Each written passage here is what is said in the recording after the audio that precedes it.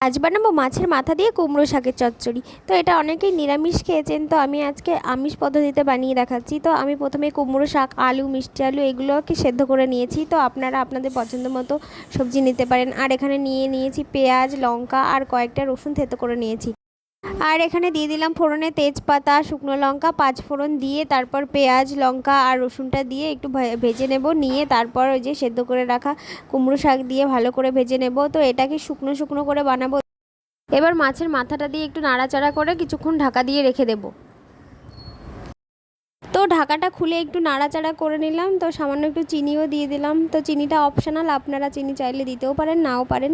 তো এটাকে অল্প আছে ভালো করে ভেজে নিতে হবে শুকনো শুকনো করে। এই যে তো আমার কুমড়ো শাকের চচ্চড়ি একদম তৈরি। এই যে শুকনো শুকনো করে নিয়েছি। তো এটা একটু হালকা গামাখা গামাখা ঝোলও রাখতে পারেন।